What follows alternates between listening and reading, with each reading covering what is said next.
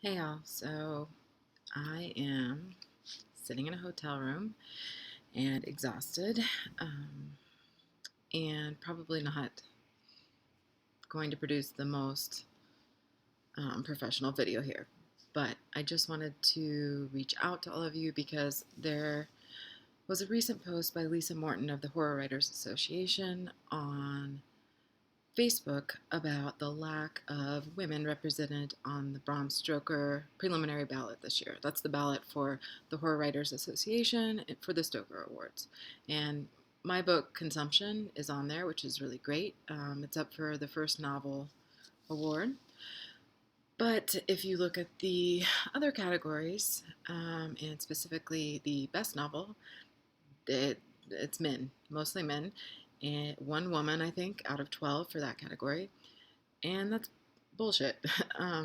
So I wanted to talk about that and just kind of lay it all out there and be raw and not censor myself because I think women do that way too much. We do that whole, I think this, but I'm sorry and I want to be PC. Here's what I think. Okay, first of all, this system is broken. We know that. Um, the publishing industry publishes books mainly by men that are their big it books.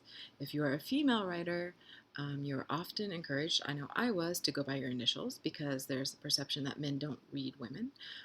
Or if you are writing dark fiction, like I do, you're often encouraged to label it as something else, like paranormal romance, even if that's not what it is.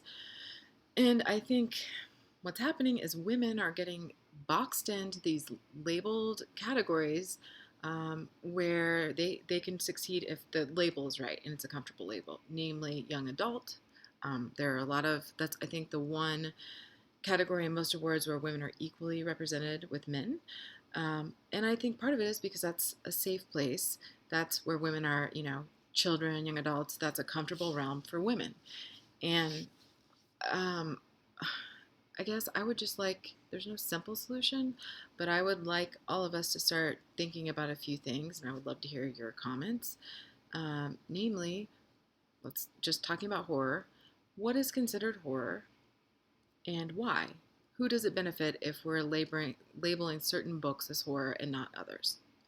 Number two, who is being encouraged to join institutions such as the Horror Writers Association, and what are the rules that allow them to become active voting members? Most of them have to do with a monetary level you have to reach. In thinking about that, if the system's already broken and it's harder for women to do that, maybe we need to reconsider those things. And then three, just on a larger level, if you really want to help women and you are interested in advancing women writers, we've got to look at all of the circumstances surrounding being a woman and being an author.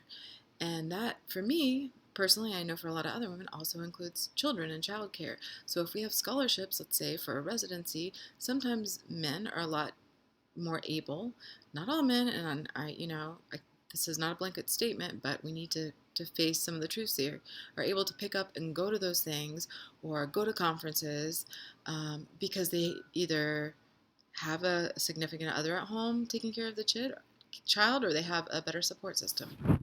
So maybe let's start thinking about inviting women to, these conferences, giving them scholarships, getting them writing residencies, and couple that with the support system needed to allow them to do those things, like childcare.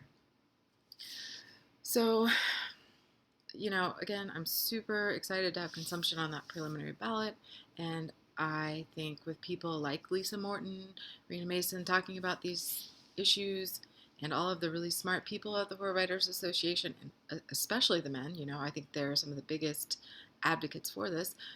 Changes can be made, but I think the first thing we have to do as women is to step up and voice our opinions and not do that thing where we're saying, I think this, but. Okay? So I think this, and let's get to work and let's make some change.